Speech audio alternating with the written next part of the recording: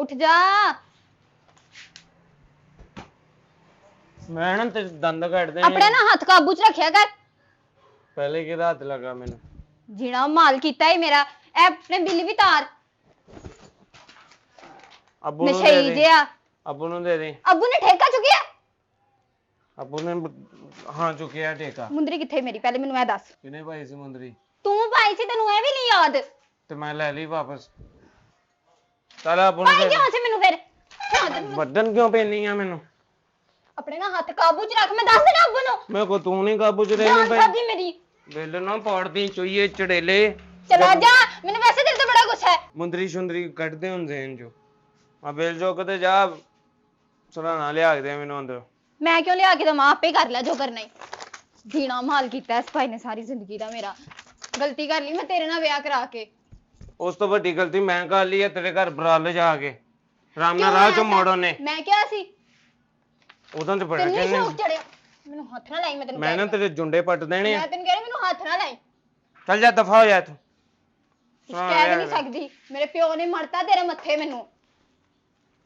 ਉਹ ਵੀ ਤਾਂ ਨਸ਼ਾ ਹੀ ਕਰਦਾ ਸੀ ਤਾਈਓ ਤੇ ਮੇਰੇ ਨਾਲ ਵਿਆਹਿਆ ਉਹਨੇ ਤੈਨੂੰ मेरा प्यो नशे करदा सी? ਹੋਰ ਮਤਲਬ ਕਿਹਦਾ ਪਿਓ ਕਰਨਾ ਉਹ ਨਸ਼ਾ ਚਾਹੀਦਾ मेरा प्यो कोई नशे नहीं सी करदा। तू वैसे ही नशे च होना। तेनू पता ही नहीं लगदा कौन की करदा है। ਤੇਰੇ ਪਿਓ ਨੇ ਜੇ ਨਸ਼ਾ ਨਾ ਕਰਦਾ ਹੁੰਦਾ ਤੇ ਤੇਰਾ ਇਦਾਂ ਦਾ ਮੂੰਹ ਨਹੀਂ ਸੀ ਹੋਣਾ वे चल दे जा जा भाई मेरी जान छड़ दे। मैं ना जब्बू ना गल कर देनी। तू मैनू बड़ी बारी रोक लिया। अज नहीं मैं तेनू बख्शना। ਤੂੰ ਕਰ ਦੇ ਗੱਲ ਮੈਂ ਆਪ ਕਰ ਦੂੰਗਾ ਨਹੀਂ ਤੇ ਤੂੰ ਨਾ ਕਰੀਂ मैं करांगी अज गल। अज सारा दसांगी अब्बू नू तू की करदा रहा है।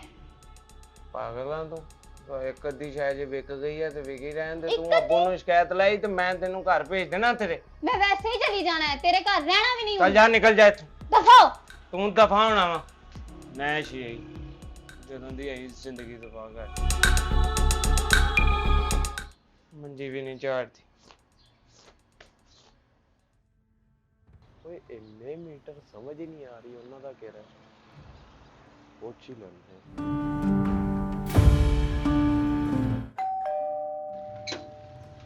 अस्सलाम वालेकुम जी। वालेकुम सलाम। ओ अपना बिल ते ले आयो जरा की गल है? मीटर चेक करना है मीटर चेक करना है? लो जी।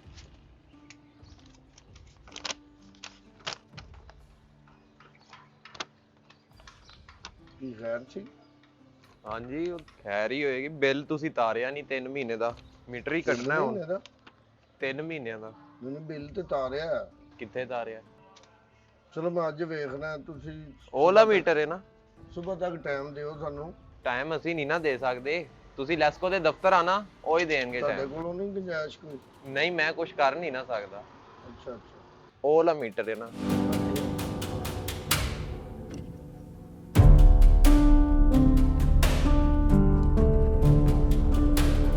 ना ना पता नहीं किधर गए ने। अस्सलाम वालेकुम। वालेकुम सलाम। ना किथे गया नहीं ना? है। नहीं है बाहर गया। मैं तो पिछले महीने में बिल दिता उस तो पिछले महीने में दिता उस तो पिछले महीने में दिता तो 3 महीनों का बिल है वो मीटर कटने वाला आ गया।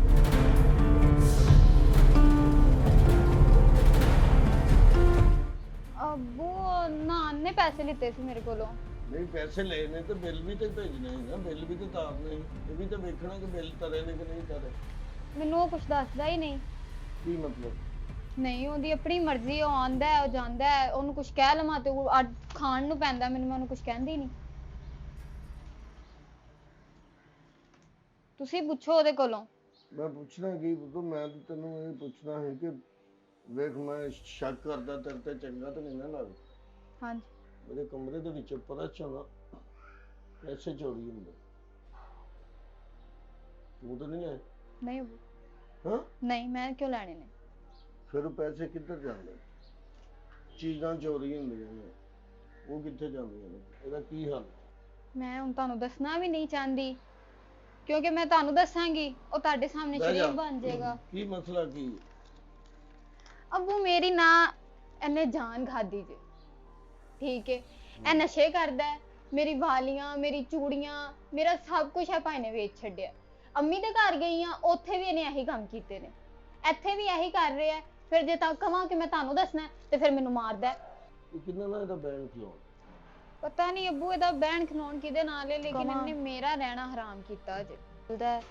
ਮੈਂ ਆਪਣੀ ਮਾਂ ਦੇ ਘਰ ਗਈ ਆ, ਉੱਥੇ ਵੀ ਇਹਨੇ ਇਹੀ ਹਰਕਤਾਂ ਕੀਤੀਆਂ ਤੇ ਇੱਥੇ ਵੀ ਇਹੀ ਹਰਕਤਾਂ ਕਰ ਰਿਹਾ। ਜੇ ਮੈਂ ਕਹਾਂ ਕਿ ਮੈਂ ਅੱਬੂ ਨੂੰ ਦੱਸਾਂਗੀ ਤੇ ਫਿਰ ਮੈਨੂੰ ਬੋਲਦਾ, ਲੇਕਿਨ ਨਾ ਮੈਂ ਅੱਬੂ ਤੁਹਾਡੇ ਨਾਲ ਗੱਲ ਕਰਨੀ ਹੈ। ਕੀ? ਮੈਂ ਆਪਣੀ ਅੰਮੀ ਘਰ ਜਾ ਰਹੀ ਹਾਂ। ਕਿਉਂ? ਅੱਬੂ ਮੈਂ ਤੰਗ ਆ ਗਈ ਹਾਂ ਇਹਦੇ ਤੋਂ। ਮੁਸ਼ਕਲ ਆਏ ਤਾਂ ਉਹਦਾ ਸਾਹਮਣਾ ਕਰੀਦਾ ਪੁੱਤ, ਮੁਸ਼ਕਲ ਦੇ ਅੱਗੇ ਲੱਗ ਕੇ ਨੱਸੀਦਾ ਨਹੀਂ। ਅੱਬੂ ਨਹੀਂ ਨਾ ਆਪਣਾ ਲਹਿਜਾ ਸਹੀ ਕਰਦਾ, ਨਾ ਆਪਣਾ ਰਵੱਈਆ ਸਹੀ ਕਰਦਾ ਮੇਰੇ ਨਾਲ। ਦੂਸਰਾ ਉਹਨੇ ਇਹ ਚੀਜ਼ਾਂ ਸ਼ੁਰੂ ਕਰ ਦਿੱਤੀਆਂ ਨੇ। ਅੰਮੀ ਵੱਲ ਗਈਆਂ, ਉਧਰ ਵੀ ਇੰਨਾ ਜ਼ਲੀਲ ਹੋਈਆਂ ਮੈਂ। ਪੁੱਤਰ ਅੱਲਾ ਨਾ ਕਰੇ ਕੋਈ ਐਸਾ ਮਸਲਾ ਬਣ ਜਾਏ ਨਾ, ਤੇ ਨਹੀਂ ਤੇ ਹਸਪੀਟਲ ਚੱਲੇ ਨੇ, ਐਡਿਕਸ਼ਨ ਰਿਕਵਰੀ ਜਿਹੜੇ ਹਸਪੀਟਲ ਚੱਲੇ ਨੇ ਪੁੱਤਰ, ਉਹਨਾਂ ਨਾਲ ਰਾਬਤਾ ਕਰਕੇ ਨਾ ਹਾਂਜੀ ਤੇ ਕੋਈ ਨਾ ਕੋਈ ਇਹਦਾ ਹੱਲ ਸੋਚਦੇ ਆ। ਸਮਝ ਨਹੀਂ ਇਹਨੂੰ, ਠੀਕ ਹੈ, ਮੈਨੂੰ ਪਹਿਲੇ ਪਤਾ ਕਰ ਲੈਂਦੇ ਕਿ ਇਹਨਾਂ ਦਾ ਮਸਲਾ ਕੀ ਹੈ। ਠੀਕ ਹੈ ਅੱਬੂ। ਹੈਲੋ, ਹਾਂਜੀ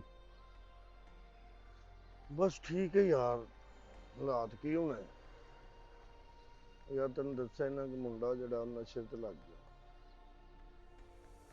ਬਸ ਦੋਸਤਾਂ ਦੀ ਸੁਸਾਇਟੀ ਭੈੜੀ ਚ ਬਹਿ ਕੇ, ਪਤਾ ਤੇ ਪਹਿਲਾਂ ਦਾ ਵੀ ਸੀ, ਬਸ ਉਹਨੂੰ ਵੀ ਮੈਂ ਮਿੱਸੀ ਝੂਠਿਆਂ ਕਰਨਾ ਚਾਹੁੰਦਾ, ਉਹਨੂੰ ਵੀ ਮੈਂ ਧੀ ਹੈ ਯਾਰ, ਉਹਨੂੰ ਵੀ ਕੀ ਕਹਿੰਦੇ। ਚੀਜ਼ਾਂ ਕਾਫੀ ਦੇਰ ਦੀਆਂ ਤੈਨੂੰ ਦੱਸਣ ਚੋਰੀ ਕਰਦਾ ਸੀ, ਪਰ ਚੋਂ ਪੈਸੇ ਚੋਰੀ ਹੁੰਦੇ ਸੀ। ਪਹਿਲਾਂ ਮੈਨੂੰ ਸ਼ੱਕ ਪਿਆ ਕਿ ਕੁੜੀ ਕਰਦੀ, ਲੇਕਿਨ ਫਿਰ ਮੈਨੂੰ ਪਤਾ ਲੱਗ ਗਿਆ ਕਿ ਯਾਰ ਇਹ ਕਰ। ਫਿਰ ਮੀਟਰ ਕੱਟਿਆ ਗਿਆ, ਉਹਦੇ ਪੈਸੇ ਨਹੀਂ ਇਹਨੇ ਦਿੱਤੇ, ਬਿੱਲ ਨਹੀਂ ਤਾਰੇ, ਨਸ਼ੇ ਕਰਦਾ। ਚਲੋ ਮੈਂ ਹਸਪੀਟਲ ਹੀ ਚੱਲਾਂ ਹੁਣ, ਉਹਨਾਂ ਨਾਲ ਕਰਨਾ ਮਸ਼ਵਰਾ। ਚਲੋ ਠੀਕ ਹੈ ਜੀ।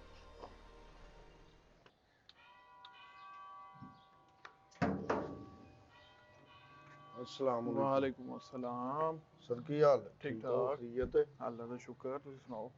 एडिक्शन रिकवरी जेड़ा है अपना ही है हाँ जी, अपना ही एडिक्शन रिकवरी सेंटर, ते ऑफिस केड़ा है दा? ऑफिस अपना है जी। अच्छा।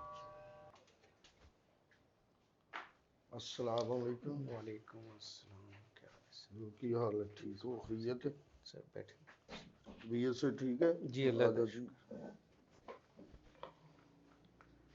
डॉक्टर साहब ਬੱਚਾ ਇੱਕ ਸਾਡਾ, ਉਹਨੂੰ ਨਸ਼ੇ ਦੀ ਥੋੜੀ ਜਿਹੀ ਲੱਤ ਲੱਗ ਗਈ ਹੈ जी ਤੋ ਅਸੀਂ ਚਾਹ ਰਹੇ ਹਾਂ ਕਿ ਚਲੋ ਕੋਈ ਇਹਨਾਂ ਦਾ ਹੱਲ ਹੋ ਜਾਏ ਕੋਈ, जी। ਤੇ ਇਹਦਾ ਕੀ तरीकाकार? नशे का जो मरीज़ है ना जी, जी। उसकी ज़हनी हालत ख़राब हो जाती है नशा करने की वजह से, जिसकी वजह से उसे नशे का मरीज़ कहते हैं। जी। नशे की जो बीमारी है ये bio psycho social and spiritual disease है, यानी मरीज़ की जिस्मानी हालत ख़राब होती है, उसकी ज़हनी हालत ख़राब होती है, इसी तरह उसकी सोशल लाइफ भी डिस्टर्ब हो जाती है और उसकी रूहानियत भी ख़राब हो जाती है। ये नशा करने की वजह से है। अच्छा, अब सारे लोग नशे के मरीज़ नहीं होते, जी जी। उनमें से जो चंद लोग नशे के मरीज़ होते हैं, लेकिन करते हैं, लेकिन लेकिन वो नहीं नशे के करता। मरीज़ नहीं होते। हम्म। उसकी वजह ये है कि जो नशे का मरीज़ होता है उसके मेटाबॉलिज्म में ख़राबी आ जाती है, जी। यानी जो नशे से निभाह करने वाला निज़ाम है वो ख़राब हो चुका होता है, जिसकी वजह से नशा अंदर जहरीले केमिकल में चेंज हो जाता है जो ब्रेन तक जाते हैं और दिमागी हालत को ख़राब कर देते हैं। तो नशे की बीमारी के लिए बहुत सारी टर्म्स यूज़ होती हैं, इसको एडिक्शन भी कहते हैं। जी। डिसीज़ का मतलब है ईजीनेस का ख़त्म हो जाना, मरीज़ की ज़िंदगी में आसानियाँ ख़त्म हो जाती हैं, ईजीनेस ख़त्म हो जाती है, प्रॉब्लम ही प्रॉब्लम शुरू हो जाती हैं। इसी तरह एडिक्शन कहते हैं स्ट्रॉन्ग अटैचमेंट विद समथिंग और विद समवन, कि पेशेंट की जो अटैचमेंट होती है ड्रग्स के ऊपर वो बहुत ज़्यादा स्ट्रॉन्ग हो जाती है। उसको डिटैच करने के लिए मरीज़ को दाखिल किया जाता है और एक ख़ास माहौल में रख के उसका इलाज किया जाता है। इसको ड्रग डिपेंडेंसी भी कहते हैं, यानी पेशेंट ड्रग्स के ऊपर डिपेंडेंट हो जाता है, अगर वो नहीं मिलती तो उसको मौत का सामना करना पड़ता है, उसको मौत नज़र आती है जिसके लिए वो कुछ भी कर गुजरता है। तो ये सारा उसका बिहेवियर चेंज हो रहा होता है, उसकी साइकी चेंज हो जाती है, पॉजिटिव से नेगेटिव उसकी साइकी डेवलप हो जाती है, एक ओबीडियंट जो है वो वायलेंट हो जाता है बच्चा। नशे की बीमारी में मरीज़ का दाखिला ज़रूरी है, उसका इलाज करवाना ज़रूरी है। क्योंकि इस बीमारी की जो करेक्टरिस्टिक्स हैं वो ये हैं कि it's a potentially fatal disease if untreated. अगर इसका इलाज नहीं होता तो फिर पेशेंट एक्सपायर हो जाता है due to drug abuse use करने की वजह से। दूसरा, इसमें जो डिसीजन है ट्रीटमेंट का वो फैमिली नहीं करना होता है। वो फैमिली ने इसलिए करना होता है क्योंकि बाकी बीमारियों में तो मरीज़ की हालत, ज़हनी हालत ठीक होती है, जी उसमें तो वो कर सकता है फैसला। लेकिन नशे की बीमारी एक ऐसी बीमारी है कि जिसमें मरीज़ की ज़हनी हालत ठीक नहीं होती। ड्यू टू ड्रग यूज़ करने की वजह से उसकी ज़हनी हालत इतनी ख़राब हो चुकी होती है कि वो कोई भी ऐसा फ़ैसला करने के काबिल नहीं होता। दूसरा, उसका डिनाइल, इसको डिनाइल डिजीज़ भी कहते हैं कि मरीज़ खुद फरेबी का शिकार होता है कि कुछ अभी बिगड़ा नहीं, कुछ अभी हुआ नहीं। वो अपना और अपने नशे का डिफेंस करता है, और जब भी उससे इलाज के लिए कहा जाता है तो फिर वो कहता है कि आप अपना इलाज करवाएं, मैं तो ठीक हूँ। यानी उसे ये कंडीशन नज़र नहीं आ रही होती जी जी बिल्कुल। एडिक्शन में। तो ये फैसला फैमिली नहीं करना होता है। अच्छा, वो फैसला तो डॉक्टर साहब हम खुद ही कर लेंगे, लेकिन हम सोच रहे हैं कि वो बच्ची जिसके साथ शादी हुई है उसकी, जी जी वो चाह रही है कि मैं फैसला ले लूँ इससे। जी जी। नहीं, उस बच्ची को भी काउंसलिंग की ज़रूरत है, उसको भी बताने की ज़रूरत है कि किसी भी बीमारी, अगर कोई शौहर, किसी का भी शौहर बीमार हो सकता है ना जी, कोई भी बीमारी हो सकती है, इसी तरह ये भी एक बीमारी है जी और इसमें भी इलाज होता है और इलाज के बाद वो बेहतर हो जाता है, ठीक हो जाता है। तो उसको इलाज की ज़रूरत है ना, तलाक की ज़रूरत तो नहीं होनी चाहिए इसमें। तो मैं उसको भी बुलाता हूँ, उनके साथ भी थोड़ा सा ये कर लेते हैं जी जी मशवरा। जी जी जारी बात है उसका शोर है तो जी जी उसके साथ भी मशवरा कर लेते हैं, तो फिर ठीक। जैसे आपकी मर्जी है। अस्सलाम वालेकुम बेटा, ये मैं ना आपको भेज रहा हूँ लोकेशन, इसी लोकेशन पे आ जाओ। हाँ, मैं हॉस्पिटल में बैठा हूँ, डॉक्टर साहब बैठे हैं, उनके साथ मशवरा कर लेते हैं, जैसे वो अच्छा समझेंगे वैसे कर लेंगे बेटा। आ जाए एक वक्त आ जाए बेटा, आ जाए। ये मैंने लोकेशन भेज दी है जी, जी जी आ जाते हैं बच्चे पे। वो बच्ची दिल छोड़ गई है ना, घर में सारी बात है, जी, जी। टेंशन होती है, झगड़ा करता है वो, हाँ जी। छोटी छोटी बातों पे झगड़ा करता है, तो ये दिल छोड़ गई है कि पता नहीं क्या बनेगा या क्या नहीं। अस्सलाम वालेकुम। वालेकुम अस्सलाम, आ जाओ बेटा। ये डॉक्टर साहब बहू है मेरी, जी जी तो इनके शोहर है, इनके साथ भी थोड़ा सा मशवरा कर लें। जी जी। वो क्या क्या घर में क्या हरकत करता है, वो ज़रा डॉक्टर साहब को बता दें। यही करता है कि घर पे कोई भी चीज़ पड़ी हो, सुनता नहीं है बात। पहले तो कोई बात कहो उसको तो वो लड़ता है, और अगर लड़ने के बाद उसको कहूँ कि कुछ भी मीन्स करूँ ना, तो वो एक अजीब सा रिएक्ट करता है। फिर कोई भी चीज़ पड़ी होगी वो उठा लेगा, पूछेगा नहीं, कुछ भी नहीं करेगा और उठा कर ले जाता है। तो मैं तो इस चीज़ से समझ नहीं आ रही उनको क्या है क्या नहीं है। पहले नहीं थे वो ऐसे, लेकिन अब उनकी समझ नहीं आ रही वो क्यों ऐसे।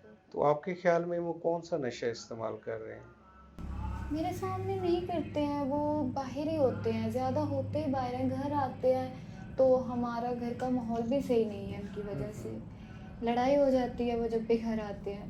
नहीं, कोई नशे के बारे में आपको इल्म हो? नहीं वो घर में नहीं, कोई घर पे ऐसी नहीं वो बात करते। नहीं, घर में नहीं, बाहर करते हैं। बाहर क्या करते हैं? स्मोकिंग करते हैं? स्मोकिंग वगैरह की उनसे स्मेल आती रहती है ना। जी। जी। अच्छा। और और पता नहीं और क्या करते हैं, पहले से और अब में बहुत डिफरेंस है अब उनमें। बस उन्होंने कोई नशा शुरू कर दिया होगा ना, किसी भी टाइप का। तो अब इसका क्या हल क्या है? इसका हल यही है कि उसको इलाज की ज़रूरत है, जी। और उसका इंशाल्लाह इलाज होगा नशे की बीमारी का, तो वो बेहतर और ठीक हो जाएंगे, एक नॉर्मल लाइफ गुजारेंगे। अच्छा। और ये फैसला आप लोगों ने करना होता है, तो वो तो करने के काबिल नहीं। कैसे पकड़ना कैसे उसको? इसमें 3 टाइप ऑफ इंटरवेंशन होती है पेशेंट को दाखिल करने के लिए ना। एक तो अगर तो वो खुद सेल्फ मोटिवेटेड, बहुत मुश्किल होता है जी क्योंकि ज़हनी हालत ही ठीक नहीं है, तो सेल्फ मोटिवेटेड कहाँ से होना है उसने। जी। एक चीज़ है फैमिली इंटरवेंशन। फैमिली इंटरवेंशन ये है कि आप लोगों का अगर उसके ऊपर कोई, यानी आप लोगों की किसी की रिस्पेक्ट करता है, फैमिली की किसी मेंबर की, वो उसे कायल करके ले आए, उसे बताए कि आपको इलाज की ज़रूरत है और इलाज ज़रूरी है आपकी ज़िंदगी के लिए, आपकी लाइफ के लिए, तो फिर उसके साथ अगर वो आ सकता है तो फिर ले आएं। ਰਿਸਪੈਕਟ ਤਾਂ ਬਹੁਤ ਕਰਦਾ ਹੈ, ਬਹੁਤ ਕਰਦਾ, ਲੇਕਿन ਪਹਿਲੇ ਕਰਦਾ ਹੀ, ਹੁਣ ਨਹੀਂ ਕਰਦਾ। अब नहीं करता। जी अब नहीं जी। ये जितने भी हमारे एडिक्ट्स हैं, नशे के मरीज़ हैं, बेसिकली ये ज़हीन लोगों की बीमारी है। इनके पास जहानत होती है, इंटेलिजेंट होते हैं, और जब नशे की बीमारी शुरू हो जाती है तो फिर वही जहानत जो है वो नेगेटिव हो जाती है। तो मैं तो इनके लिए एक वर्ड यूज़ करता हूँ कि ईवल जीनियस रह जाते हैं। पहले जीनियस होते हैं, फिर ईवल जीनियस बन जाते हैं नशा इस्तेमाल करने की वजह से, उस बीमारी की वजह से।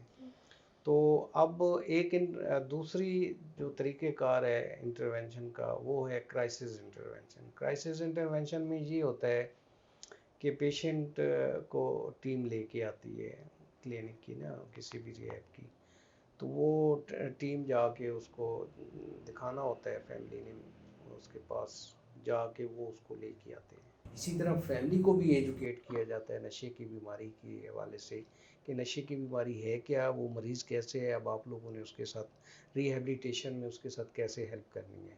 क्योंकि after completion of the treatment आप लोगों के पास ही जाना है ना, फैमिली के पास पेशेंट ने रहना है, फैमिली के पास ही जाना होता है। तो फैमिली को भी पता होना चाहिए कि हमने अपने पेशेंट के साथ कैसे बिहेव करना है कि वो दोबारा उस साइड पे ना जाए। तो इसी तरह आफ्टर डिस्चार्ज यहाँ से फिर उसको फॉलो अप में भी रखा जाता है, जिसमें वीकली या 15 डेज़ के बाद एक विज़िट होती है, जिसमें फैमिली हमें उसके बारे में बता रही होती है। पेशेंट खुद भी जो भी साइकोलॉजिकल इश्यूज़ या प्रॉब्लम अगर कोई चल रहे होते हैं तो उनको भी डिस्कस करता है, फिर उसका भी कोई ना कोई काउंसलिंग उसको दी जाती है। तो इस तरह ये मिल के रिहेबिलिटेशन की तरफ जाना होता है पेशेंट ने। ਠੀਕ ਹੈ ਸਰ, ਤੁਸੀਂ ਆਪਣੀ ਟੀਮ ਭੇਜੋ जी जी ਤੇ ਅਸੀਂ ਇਹਨੂੰ ਸ਼ੁਰੂ ਕਰੀਏ ਜੀ procedure। ठीक हो गया सर। ਠੀਕ ਹੈ ਨਾ ਜੀ, ठीक है सर। ਬੜੀ ਮਿਹਰਬਾਨੀ। हेलो हाँ ओ यार कितने रह गया तू ਉੱਥੇ ਪਾਰਕ 'ਚ ਬੈਠਾ ਕੋਈ ਜਹਾਜ਼ ਨਹੀਂ ਹੈ ਮੇਰੇ ਕੋ ਆਪੇ ਦੇ ਪਰਸ 'ਚੋਂ ਜਿੰਨੇ ਨਿਕਲੇ ਮੈਂ ਤੈਨੂੰ ਦੇ ਦੇਣਾ ਲਿਆ ਕੇ ਤੇ ਦਾਦੇ ਗੱਲ ਸੁਣ ਮੇਰੀ ਜਿਹੜੀ ਅੰਗੂਠੀ ਮੈਂ ਤੈਨੂੰ ਦਿੱਤੀ ਸੀ ਨਾ ਤੇਰੀ ਭਰਜਾਈ ਦੀ ਯਾਰ ਉਹ ਮੇਰਾ ਲਾਦੀ ਪਈ ਆ ਹਾਂ ਉਹ ਇੱਕ ਮੈਂ ਪੰਪ ਦੇ ਗਿਆ ਵਾ ਆਪਾਂ ਉਹ ਲਾ ਕੇ ਨਾ ਅੰਗੂਠੀ ਵਾਪਸ ਲੈ ਲੈਨੇ ਆ ਆਹ ਪੰਪ ਦੇਨੇ ਆ ਯਾਰ ਛੇਤੀ ਆਇਆ ਮੈਂ ਪਾਰਕ 'ਚ ਬੈਠਾ ਮੇਰੇ ਸੂਈਆਂ ਚੁੱਭਦੀਆਂ ਪਈਆਂ ਵਾ ਯਾਰ ਮੈਨੂੰ ਸਮਝ ਨਹੀਂ ਆਉਂਦੀ ਵੀ ਮੇਰੇ ਜਿਸਮ 'ਚ ਸਾਰੇ ਸੂਈਆਂ ਕੋ ਆਇਆ ਨਹੀਂ ਤੇ ਮੈਂ ਮਰ ਜਾਣਾ ਹੀ ਇੱਥੇ यार अभी देखते हैं कहाँ पे है। तो भाई इधर इस पार्क में होगा, इधर देख पार्क अब बता रहे थे, इधर देखते हैं। वो वही मेरे ख्याल लगता वही लड़का है वही। जिसकी बात कर रहे थे।